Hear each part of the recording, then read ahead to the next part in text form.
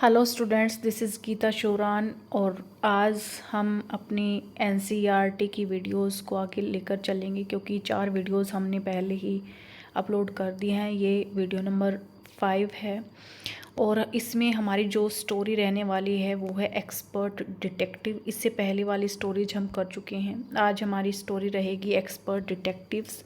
ये शारदा द्विवेदी द्वारा लिखा गया था और इस चैप्टर में क्या है, 2 यंग सिबलिंग्स की ये कहानी है। और ये 2 यंग सिबलिंग्स कौन है? एक माया है और एक निषाद है। एक माया है और एक क्या है, निषाद नाम का एक बंदा है और एक माया है। इन दोनों सिबलिंग्स की ये कहानी है और इनको ही एक्सपर्ट डिटेक्टिव इस स्टोरी में बोला गया है। Who grows curious about a man named Nath. वो क्यूरियस हैं किसी नाथ नाम के बंदे के बारे में जानने के लिए। नाथ नाम का बंदा उनके पड़ोस में रहता है और माया और निषाद उस नाथ के बारे में सब कुछ जानना चाहते हैं। उस नाथ के चेहरे पर एक घाव है और माया और निषाद सोचते हैं कि यह एक क्रिमिनल है और ये पुलिस के साथ मुठभेड़ के कारण इसके चेहरे पर ये दाग या ये घाव आया है। Due to a lack of any definite information about the man, the 2 children make many interesting speculations. उनके पास कोई भी इन्फॉर्मेशन उस आदमी के बारे में नहीं थी, लेकिन वो बहुत ही ज़्यादा क्यूरियस थे कि उसके बारे में वो सब कुछ जानना चाहते थे। लेकिन वो बंदा ऐसा था जो घर से बाहर नहीं निकलता था, घर पे ही रहता था, दुबला पतला सा था, ना उसका कोई फ्रेंड था ना कोई और था। लेकिन उसकी माँ ये कहती थी कि मेरा बेटा जो है वो बीमार रहता है, इसलिए वो घर के बाहर नहीं निकलता है। लेकिन माया को शक था कि वो एक क्रिमिनल है और पुलिस से डरने के कारण वो घर पर ही छिपा रहता है और उसके पास बहुत सारा पैसा है जिसको वो एक कमरे में छुपा कर रखता है। लेकिन असल में जो मिस्टर नाथ था वो बहुत ही गरीब आदमी था। माया उसके बारे में बहुत गलत सोचती थी और माया ने उसके बारे में जानने के लिए हर वो काम किया जिससे वो उसके बारे में जान सकती थी। वो एक बार रमेश नाम के बंदे से मिलती है। रमेश नाम का बंदा जो नाथ के लिए खाना लेकर आता था। तो रमेश से उसको पता चलता है कि नाथ दिन में 2 बार ही खाना खाते हैं। और माया ने और भी कई ऐसे काम किए जिससे उसको नाथ के बारे में पता चल जाए कि ये कौन है और क्यों इसके फ्रेंड्स नहीं हैं, क्या ये क्रिमिनल है या कोई और है। लेकिन निषाद को दुख होता था कि नाथ का कोई भी फ्रेंड नहीं है। निषाद को बड़ा दुख होता था कि उसका कोई भी फ्रेंड नहीं है और वो माया की बातों पर बिल्कुल भी विश्वास नहीं करती थी। निषाद जो है वो माया की बातों पर बिल्कुल भी विश्वास नहीं करता था और माया ने हर वो काम किया, जैसे ही make notes about catching a crew को कैच करने के लिए क्या क्या करना चाहिए। तो उसने हर एक प्रयास किया कि वो नाथ के बारे में सब कुछ जान सके क्यूरियोसिटी के कारण। तो एक्सपर्ट डिटेक्टिव इसमें यही है और it was written by Sharda Dwivedi. Next हमारी स्टोरी है the invention of Vita Wonk. The invention of Vita Wonk is written by Roald Dahl. It was written by Roald Dahl. The invention of Vita Wonk is a fictional story है ये, जिसमें fiction है, जिसमें कुछ भी सच नहीं है। Meaning fictional story का मतलब ये होता है कि things which don't exist in real life can exist in the story. जो चीज़ रियल लाइफ में एग्जिस्ट नहीं कर सकती वो सिर्फ स्टोरीज में ही हो सकती हैं, उसको फिक्शनल स्टोरी बोला जाता है। Ans even though age can not be in minus. क्या रियल स्टोरी में आपने सुना है कि उसकी एज माइनस में है? बिल्कुल भी नहीं। लेकिन इस स्टोरी में दिखाया गया है कि इस स्टोरी में एज को माइनस करके दिखाया गया है। -87 is represented as -87. It means that a person has to wait for 87 years to born। मतलब बोर्न होने से पहले की ये स्टोरी बता रहा है और एक पर्सन है जो वेट कर रहा है कि वो 87 ईयर्स के बाद वो जन्म लेगा इस धरती पर। तो इस टाइप की ये स्टोरी है invention of Vita Wonk. It is written by Roald Dahl. It was written by Roald Dahl. Invention of Vita Wonk is a story written by Roald Dahl. Next story है fire friend and foe. Fire friend and foe. Dorothy Hinshaw Patent इसकी writer हैं। Fire friend and foe is written by Dorothy Hinshaw Patent. Next story है a bicycle in good repair. A bicycle in good repair is written by Jerome K Jerome. A bicycle in good repair is written by Jerome K Jerome. इनके सिर्फ आप writer याद रख लेना, stories इतनी important नहीं थी इसलिए मैंने नहीं डाली। फिर है the story of cricket. Cricket की स्टोरी के बारे में यहाँ पर बताया गया है and it was written by Jack Matthews. The story of cricket is a story written by Jack Matthews. It is one of the earliest forms of the game in which people in England play with a ball and bat. ये story है, earliest form था game का उसके बारे में, England के play के बारे में बता रहा है, बॉल और बैट के बारे में. The story will also define the terms like bat and more for a better understanding of the sport.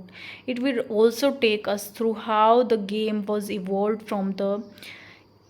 From the years to the present. मतलब पिछले ईयर से लेकर आज तक ये गेम कैसे इवॉल्व हुआ है, कैसे डेवलप हुआ है, तो वो स्टोरी इसमें बताई गई है. क्रिकेट के ऊपर ये सारी स्टोरी लिखी गई है जैक मैथ्यूज़ के द्वारा. It was written by Jack Matthews the story of cricket. Next story है the best Christmas present in the world. The best Christmas present in the world written by Michael मोरपर्गो.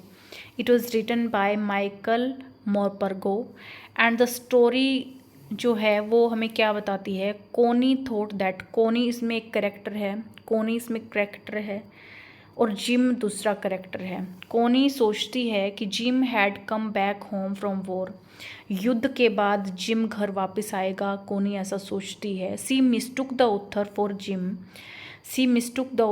Gym. She had been waiting for her husband gym.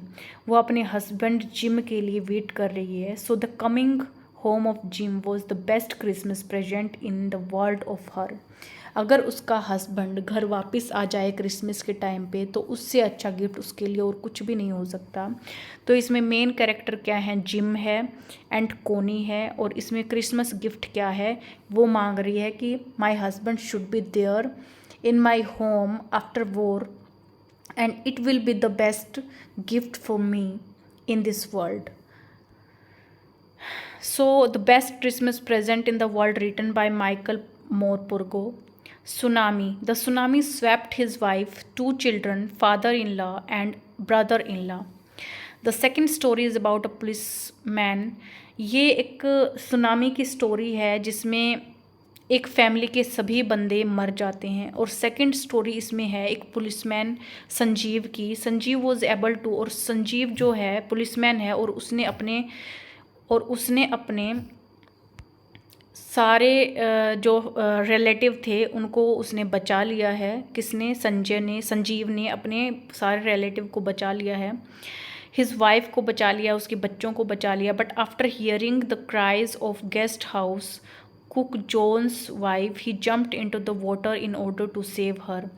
लेकिन जब उसको रोने की आवाज़ सुनाई देती है जॉन की वाइफ की, तो वो भागा चला जाता है और पानी में कूदकर लोगों की उसने जान बचाई. किसने, संजीव ने. तो संजीव इसमें main character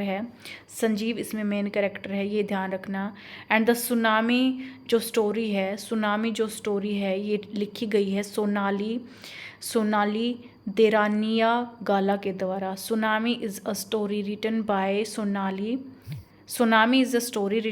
Sonali Deraniyagala. Next है glimpses of the past. Glimpses of the Past is a story written by S.D. Sawant. Glimpses of the Past is a story written by S.D. Sawant. Story में क्या लिखा है, chapter start with the events that were taking place in the year 1757। ये एक story है 1757 पे। At this time, इस time में क्या होता था, ब्रिटिशर्स रूल करते थे इंडिया पे, और ब्रिटिश जो थे वो स्ट्रॉन्ग माने जाते थे, और जो हमारे इंडिया वाले थे वो वीक माने जाते थे। They had superior arms and ammunitions and also financial resources. On the other hand, Indian के पास कुछ भी नहीं था, ना तो पैसा था, ना ही कोई आर्मी थी, ना ही कोई पैसा था। हर तरह से ब्रिटिशर्स स्ट्रॉन्ग थे और उन पर वो राज कर रहे थे। तो उसी चीज़ के बारे में इसमें बताया गया है ग्लिम्पसेस ऑफ द पास्ट में, and it is written by S.D. Sawant. Next है Bipin Chaudhuri's lapses memory. This story by Satyajit Ray. ये स्टोरी जो है वो सत्यजीत राय ने लिखी है। The story was written by Satyajit Ray is a humorous story of a man named Bipin Choudhury. Bipin Choudhury के बारे में ये स्टोरी लिखी गई है, सत्यजीत रे द्वारा ये स्टोरी लिखी गई है। दिस स्टोरी बाय सत्यजीत रे इज ह्यूमर्स। ये एक कैसी स्टोरी है, ये एक कैसी स्टोरी है, ह्यूमर्स स्टोरी है। कैसी स्टोरी है, ह्यूमर्स स्टोरी है। ह्यूमर्स स्टोरी है, ह्यूमर्स स्टोरी मतलब ह्यूमर वाली स्टोरी है। एक मैन के बारे में, एक मैन की स्टोरी है ये, एक मैन की ये स्टोरी है और उसका नाम है बिपिन चौधरी। उसका नाम है Bipin Choudhury. Who is tricked into thinking he had a memory lapse. वो सोचता है कि उसकी जो दिमागी हालत है वो सही नहीं है। बिपिन मीट्स, वो जो बिपिन चौधरी था वो लोगों को बेवकूफ़ बनाता था कि उसकी जो दिमागी हालत है वो ठीक नहीं है, उसका दिमाग सही नहीं है, उसको मेमोरी लैप्स हुआ है।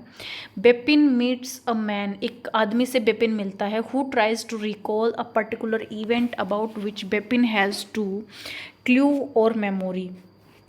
एक दिन बिपिन एक आदमी से मिलता है और वो आदमी उसको याद दिलवाने की कोशिश करता है सारी बातें। He feels that he is sick and has amnesia, लेकिन वो सोचता है कि वो बिल्कुल भी ठीक नहीं है, वो इल है और उसको मेमोरी लैप्स हुआ है, उसको एमेंसिया होता है, एमेनेशिया हुआ है। एमेनेशिया मतलब मेमोरी लैप्स हुआ है, उसको कुछ भी याद नहीं है पास्ट की चीज़ें।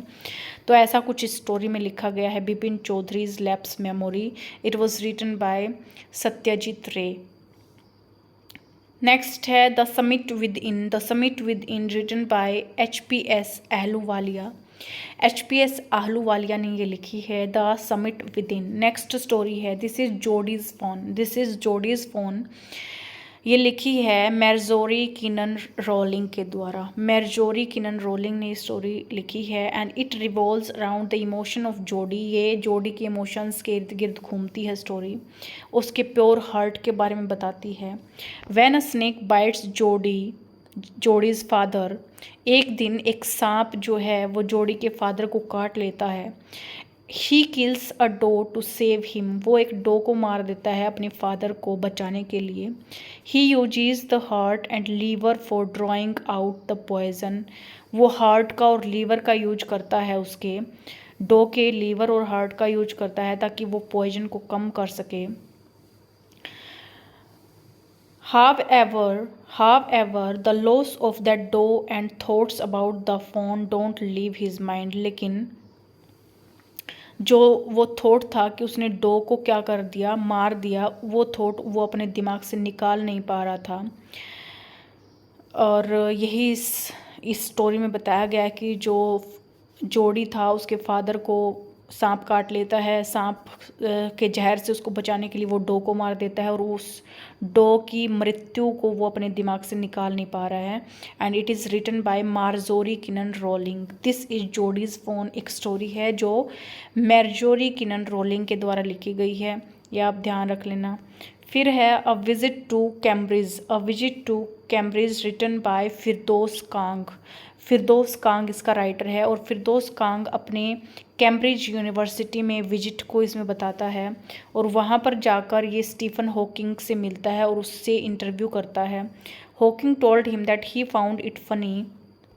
हॉकिंग कहता है कि वो उसको फ़नी लगता है ये जब वो पैट्रोनाइज्ड करते हैं, मतलब वो लोगों को पाता है।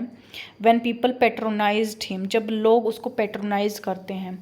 एंड ही ऑल्सो एडिड, और वो एक बात और इसमें ऐड करता है, और एक और इसमें बात ऐड करता है। He also added that he was not left with any choice, he was not left with any choice other than being brave and accept his condition।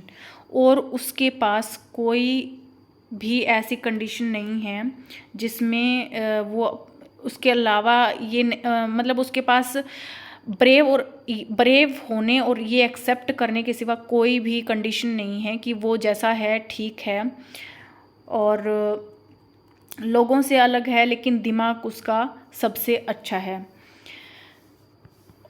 और यहाँ पर जो पैट्रोनाइज्ड है उसका मतलब है कि लोग उसको ट्रीट करते हैं इन अ वे कि जैसे कि काइंड और हेल्पफुल ढंग से, जैसे ये नहीं बोल देते कि ये तो बेचारा है, कि betrays a feeling of superiority, मतलब वो सुपीरियर सा उसको फील करवाते हैं, और मतलब अच्छा उसको फील करवाते हैं क्योंकि उसकी हालत अच्छी नहीं है, ताकि वो अच्छा सोचे और वो इन्फीरियर फील ना करे।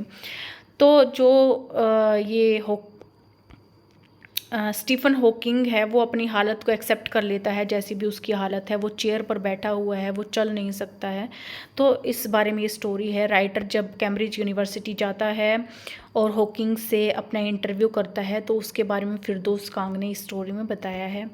नेक्स्ट है great stone face 1, Nathaniel Hawthorne की ये स्टोरी है। And it is story that tells about a man named Ernest, एक अर्नेस्ट नाम के बंदे की ये स्टोरी है। Who resides in a valley, जो एक वैली में रिसाइड करता है। It is an ordinary town, ये एक ऑर्डिनरी टाउन है विद अ स्पेशलिटी, इसमें एक स्पेशलिटी है इस टाउन में। It has got local mounts side, इसमें पहाड़ियाँ हैं आसपास, रॉक्स हैं। These rocks are put together in such a manner that they resemble a very wise and benevolent face from afar. ये रॉक्स ऐसे लगते हैं जैसे कि बहुत वॉइस और बेनेवोलेंट हैं।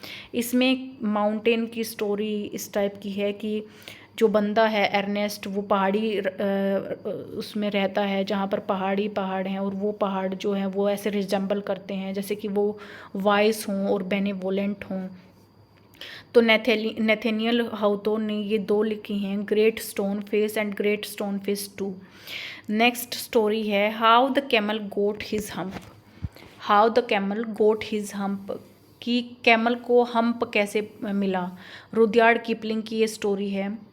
ये स्टोरी किसकी है? रुडयार्ड किपलिंग की है, और इसने लिखी है how the camel got his hump. इसमें क्या है, एक कैमल होता है, मतलब कई एनिमल्स होते हैं जो काम करते होते हैं, लेकिन कैमल एक बहुत ही लेजी किस्म का एनिमल है, बहुत ही केयरलेस है and does not want to work, बिल्कुल भी ये काम करना नहीं चाहता है। He sits in the middle of desert, ये डेजर्ट के मिडल में बैठ जाता है, डेजर्ट के बिल्कुल बीच में बैठ जाता है, और घासेज खाता रहता है, वीड्स खाता रहता है। And when ever someone asked camel for help in work he always replied with hump, और जब भी कोई उसको काम करने के लिए बोलता है तो वो हाँ या ना में बिल्कुल भी जवाब नहीं देता, तो वो अपना हम्प हिला देता है। When other animals were working and asked camel to help he just replied hump, जब भी उससे पूछा जाता है कि तुम काम क्यों नहीं कर रहे, काम करो, तो वो अपना हम्प से उसका जवाब देता है। तो वो हम्प से जवाब देता है, तो उसको ये सज़ा मिली कि कैमल को हम्प निकल आता है और वो भद्दा दिखने लग जाता है। यही इसमें स्टोरी है जो रुडयार्ड किपलिंग ने लिखी है। Children at work written by Gita Wolf. Children at work is a story written by Gita Wolf. इस स्टोरी में है, ये स्टोरी रिवॉल्व करती है अराउंड एन 11-year-old बॉय वेलू। ये वेलू के इर्द गिर्द ये स्टोरी घूमती है। इसका मेन कैरेक्टर वेलू है। Velu ran away from his house as his father was a drunkard. Velu अपने घर से भाग जाता है क्योंकि उसके जो फादर होते हैं वो बहुत ही ज़्यादा शराब पीते हैं और उनके साथ वो अच्छा व्यवहार नहीं करते। ये जो वेलू है ये काम करता है किसी फैक्ट्री में, कहीं पर काम करके थोड़े बहुत पैसे कमाता है, लेकिन उसका जो फादर है snatched away all the money, उसकी सारी जो मनी है वो छीन लेता है। स्नैच का मतलब होता है छीन लेना। And his sister earned and would beat them, उसकी सिस्टर और वो जो भी पैसे अर्न करके लेकर आते हैं उसका फादर उनसे छीन लेता है और उनको मारता पीटता है, उनके साथ बिल्कुल भी अच्छा व्यवहार नहीं करता। Being fed up with this everyday beating, रोज़ रोज़ पिटने की अवस्था से, रोज़ रोज़ जब वो पिटता है तो उस कंडीशन से वो बिल्कुल बोर हो चुका है, बिल्कुल थक चुका है। और he decided to run away from home, और वो डिसाइड करता है कि मैं घर से भाग जाऊंगा, और वो घर से भाग जाता है। This is the story in children at work and it is written by Gita Wolf. Next है the selfish giant. The selfish giant क्या होता है? जायंट मतलब राक्षस, जायंट मतलब राक्षस होता है। सेल्फिश का मतलब आपको पता ही है, सेल्फिश का मतलब आपको पता ही है। इसमें जो है ये लिखा किसने है? ये लिखा है ऑस्कर वाइल्ड ने। The selfish giant is written by Oscar Wilde. It is a story of a young boy who was a messenger of God and a selfish giant. ये एक बच्चे की कहानी है जो एक मैसेंजर के रूप में काम करता है गॉड के बीच में और सेल्फिश जायंट के बीच में, एक मैसेंजर का काम करता है। Giant would not allow the children to play in his garden. Giant के पास एक अच्छा सा घर है और उस घर में एक बड़ा सा गार्डन है, लेकिन उस गार्डन में वो बच्चों को खेलने नहीं देता है। He does not allow the children to play in this garden. फिर क्या होता है? Giant would not allow the children to play in his garden, thus there was always winter in his garden. हमेशा उसके गार्डन में सर्दी बनी रहती है, बर्फ़ पड़ती रहती है। Seeing this young boy he realised that he was being selfish. और इसमें क्या है, जब बच्चे वो सोचता है कि मुझे इतना सेल्फिश नहीं होना चाहिए, लास्ट में उसको रियलाइज हो जाता है जायंट को कि मुझे इतना सेल्फिश नहीं होना चाहिए, मुझे बच्चों को यहाँ पर खेलने देना चाहिए। तो जब वो उनको परमिशन दे देता है खेलने के लिए, पहले तो वहाँ पर बिल्कुल सर्दी रहती थी, बर्फ़ पड़ती रहती थी गार्डन में और कुछ भी खुशी नहीं था, सब सैड दिखाई देता था। और जब बच्चों को उसने परमिशन दे दी कि तुम यहाँ पर खेल सकते हो, तो जो गार्डन था वो बहुत सुंदर लगने लग गया, फूल पौधे सब उगने लग गए और वहाँ पर मौसम बिल्कुल अच्छा रहने लग गया। तो ये स्टोरी है इसमें सेल्फिश जायंट में and it is written by Oscar Wilde. Next है the treasure within. The treasure within written by Hafeez Contractor, sorry, it is written by Nizim Ezekiel. It is written by Nizim Ezekiel. The Treasure Within. It is a story written by Nizim Ezekiel. Hafiz contractor has had unhappy schooling. He was good in studies. He was good in studies in the first and second year. लेकिन ही same to loss interest, बाद में उसका interest studies में ख़त्म हो जाता है। Mathematics तो उसको बिल्कुल भी पसंद नहीं है, उसको सपने आते हैं मैथमेटिक्स का एग्जामिनेशन के। तो ये हाफिज़ कॉन्ट्रैक्टर की कहानी है, वो फिर आर्किटेक्ट बन जाता है। तो इस टाइप से ये कहानी है। हाफिज़ कॉन्ट्रैक्टर इसका मेन क्या है, मेन कैरेक्टर है and it is written by Nissim Ezekiel. फिर है princess September.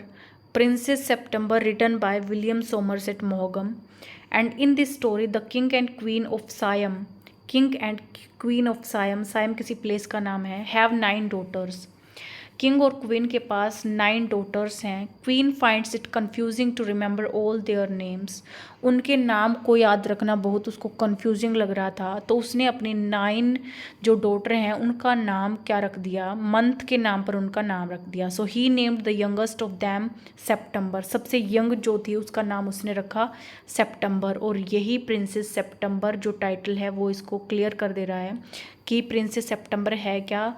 Princess September king और क्वीन की बेटी है, जो कि उसको 9 बेटियां हुई थी और जो सबसे छोटी बेटी थी उसका नाम उसने रखा था सेप्टेम्बर, क्योंकि मंथ के नाम पर उसने नाम रखा। अगर वो कोई और नाम रखता तो उसको लग रहा था कि ये बहुत ही कन्फ्यूजिंग हो जाएगा और वो उनका नाम याद नहीं रख पाएंगे, इसलिए मंथ के नाम पर उन्होंने नाम रखा। और लास्ट जो यंगर इनकी डॉटर थी उसका नाम इन्होंने रखा September. And this story written by William Somerset मॉगम। नेक्स्ट है द फाइट।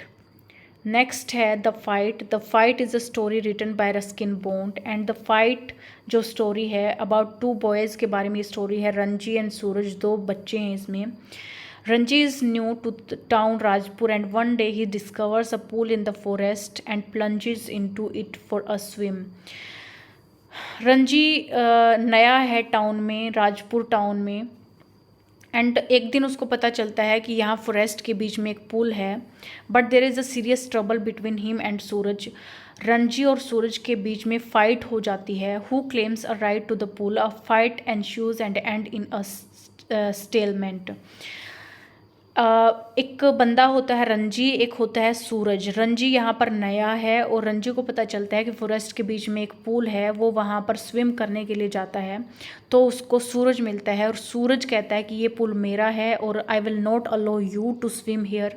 रंजी कहता है कि ये पूल मेरा है, तो उनके बीच में इस बात को लेकर बहस हो जाती है, लेकिन बाद में ये फ्रेंड्स बन जाते हैं। यही इसकी स्टोरी है और it was written by Ruskin Bond. Next है the open window. The open window is a story written by Hector Hugh Munro. एंड ये स्टोरी है, शॉर्ट कॉमेडिक स्टोरी है ये, जो हाईलाइट करती है एंग्जाइटी प्रोन मैन के बारे में, जिसका नाम है Frampton Nuttall, meeting a young mischievous girl named vera, जो कि वेरा से मिलता है। इसमें दो मेन कैरेक्टर हैं, फ्रैम्पटन नटल एंड वेरा। ये दो कैरेक्टर के नाम आप याद कर लेना। नेक्स्ट है Jalebis. Jalebis is a story written by Sufiya Pathan. Jalebis is a story written by Sufiya Pathan.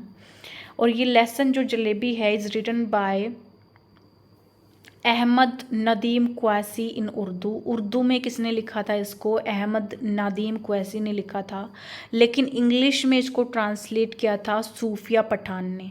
अगर आपसे मान लो पूछ लिया जाए कि जलेबी जो स्टोरी है वो किसने लिखी है, तो we are student of English, तो हम जवाब देंगे सूफिया पठान, क्योंकि इंग्लिश में ट्रांसलेट करने का काम सूफिया पठान ने किया था। अहमद नादिम कासिम ने इसको उर्दू में लिखा था, लेकिन इंग्लिश में इसको किसने लिखा था या ट्रांसलेट किया था? सूफिया पठान ने। तो हमारा आंसर सूफिया पठान ही रहेगा। फिर है the story open with a boy named Munna. ये जो स्टोरी है एक बच्चे के ऊपर है, मुन्ना के ऊपर, who was studying in a government school in Chambalpur में ये एक गवर्नमेंट स्कूल में पढ़ता है। One day he went to school carrying 4 rupees in his pocket to pay the school fee. एक दिन वो 4 रुपये लेकर स्कूल फीस भरने के लिए जाता है, लेकिन उस दिन स्कूल फीस नहीं भरी जाती है। तो वो स्कूल से जब घर आ रहा होता है तो उसको जलेबी की दुकान दिखती है।